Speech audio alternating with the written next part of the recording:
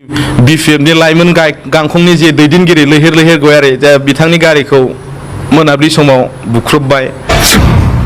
अखानायै Kokrajhar district B.P.F नि party office सिगाङाव बिथांखौ एटेक खालामबाय आरो B.P.F आ थांनाय काउन्सिल इलेक्शनावबो हारसिङैसो गेलेखादोंमोन,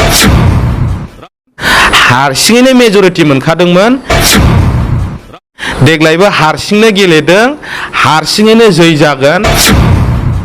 2025 नि काउन्सिलनि इलेक्शन नोंथांनि समस्थियाव नोंथाङा देरहागोन ना देरहाया आंहा मोनसे कनफिउससो दङ। गासिबो बेफोरखौ नायोबा नुनो थाङो जे फैबाय थानाय समाव B.P.F नि इयुना बिराद गोजों। दा UPPL, AGP, BJP लोगो नांनानैबो जिहेतु BTC नि मोननै समस्थियाव बिथांमोना जेननो थांगासिनो, B.P.F दोलोआ देरहानो थांगासिनो। दा आं नुहुरदों दे भारतनि कुनु माने गोहोआनो जोंनि B.P.F खौ फेजेननो हानाय बिदि आं नुहुराखै आरो।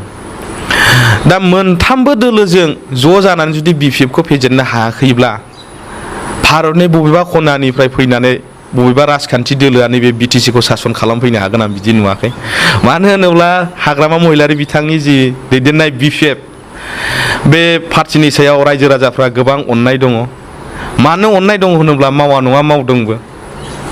दा बुंनो थाङो जे UPPL नि माखासे दैदेनगिरिफ्रा जाख्ल'नाय सरकारमोन गोदो, नाथाय जाख्ल'नाय गैयै सरकार। नाथाय दा नुबाय गोबां जाख्ल'नाया UPPL सरकारनि समावसो सोलिगासिनो। दा बैफोर गासिबो खोथाखौ सालिजारि नायोबा नुनो मोनो जे B.P.F आ फैबाय थानाय समफोराव ओरैबायदि मोनसे सेन्चुरि मारिनो थांगासिनो दङ जे रावबो राजखान्थि हानजायानो बेयाव जायगा मोननाय नंलिया। आरो B.P.F आ थांनाय काउन्सिल इलेक्शनावबो हारसिङैसो गेलेखादोंमोन, हारसिङैनो मेजरिटी मोनखादोंमोन, देग्लायबो हारसिंनो गेलेदों, हारसिङैनो जै जागोन। आरो नैबे खनसे जै जानायनि उनाव सोरबा सासे सुबुंनि रावाव BTC नि सुबुंफ्रा गोजावगोन बे नंला। BTC आव मोनसेल' राजखान्थि हान्जाखौ फोथायगोन होनोब्ला बे जाहैबाय B.P.F हाग्रामा महिलारि दैदेननाय मोनसे B.P.F बे राजखान्थि हान्जाखौसो दिनैनि दिनाव रायजो राजा बिथांमोना गनायनानै लासिगोन आरो मोनसे सेन्चुरिनि थाखाय बे हान्जाखौनो पार्मानेन्टलि दोननो थाखाय रेडि। दाख्लै ससियेल मिडियायाव मोनसे बाथ्राखौ नुबाय थादों जे BTC नि चिफ मानगोनां आथिखालनि प्रमद बर' बिथाङा बुंदों खाम्फा बरगयारि बिथाङा गावनि समस्थियावनो जेनदों, MP आव बोरै देरहानो। नाथाय नोंथाङा मोनसे खोथाखौ गोसोआव लानाया मोजां, फैबाय थानाय जे 2025 नि काउन्सिलनि इलेक्शन नोंथांनि समस्थियाव नोंथाङा देरहागोन ना देरहाया आंहा मोनसे कनफिउससो दङ। नोंथांनि समस्थिखौ नोंथाङा मोजाङै केम्पेइन खालाम, नङाबा गालांनो हागौ। नोंथाङा बुंदों नङा होमबा जे काउन्सिल इलेक्शनाव खाम्फा बरगयारि बिथाङा जेननायखाय MP आव माने देरहानाय नङा होननानै। नाथाय बिदि नङा, देग्लायनि अयबा ओरैबायदि डेन्जार, थाखा फैसाजों सोरबा राजखान्थि हान्जाया लुसोमबाबो बेखौ हायाखै। आखाया B.P.F निथिं थांदों, बिथाङा देरहाखागोन, नोंथाङा बुंबा जानाय नङा। UPPL नि माखासे दैदेनगिरिफ्रा बुंनो नागिरो जे दाख्लै लकसभा इलेक्शना जोंनि BTC आव गोजोनैनो जोबलांबाय होननानै। नाथाय बहा गोजोन नुखो? बिथांमोना आं सिगांबो बुंदों जे सान्ति प्रिय होननानै लाबाय थायो, BTC आव गोजोन फैबाय होननानै बिथांमोना बुंनानै लायो आरो मोनसे हेपिनेस प्रग्राम बिथांमोना खुङो। नाथाय बेफोर गासिबो माने दैयाव थांनायसो। दा बुंनांगोन जे UPPL आव मोजां करिय'ग्राफार गैया। मेथाइखौ दानबाय खस्थ' खालामनानै, देंखोगिरियाबो खनबाय, केमेरामेनाबो खेबबाय, नाथाय एक्टर एक्ट्रिस मेथाइ जि करिय'ग्राफार बिनि गेजेराव जेबो गोरोबनाय गैया।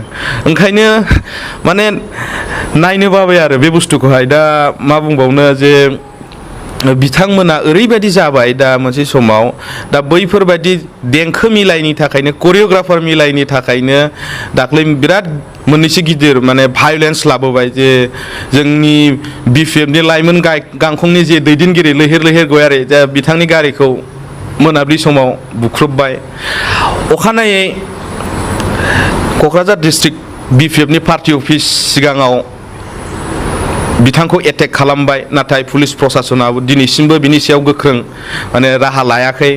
जा B.P.F नि लाइमोन गांखंनि जि भाइस प्रेसिडेन्ट आदा प्रहलादनि न'बो बिथांमोना अन्थाइ खुबैबाय दा बेफोर मोनसे सान्तिनि मोनसे साइन नङा बे मोनसे सान्तिनि मोनसे नेरसोन नङा दा सान्ति फैनांगौब्ला रावबो रावखौबो दुसिलायनो नाङामोन सोरबा सासे सुबुङा सोरनिबा न'खराव बिदि अन्थाइ खुबैनाय सोरबा सासे सुबुङा सोरबा सासे सुबुंनि मोदोमाव बिदि आखाइ होनाय बिदि फैनो नाङामोन बिथांमोना बुङो B.P.F नि दिनाव बुलाय सुलाय गोबां जाबोबाय नाथाय दायो सान्ति फैबाय होननानै नाथाय दे जों मानिनानै लाबाय दे जों गाज्रियानो जाबाय दे नोंसोर मोजाङा मानो दावराव खालामखो आरो B.P.F नि समावथ' बिदि जेबोआनो जायाखै बहा बुलायदों जेबोथ' बिदि दावराव जायाखै नाथाय बिथांमोना जेनगोनखौ मिन्थिखानानै सानै हयै बिदि खालामदों जेनबाय बायोबा बिथांमोना जे B.T.C आव थानो हाला गोजानाव थांनांसिगोन दा जेननायखौ बिथांमोना मिन्थिखानानै दानो बुखानोसै दानो बिदि एटेक खालामखानोसै उनाव जों जेनोब्ला बिदि पावार देखायनो हानाय नंला होननानै बेफोरबायदि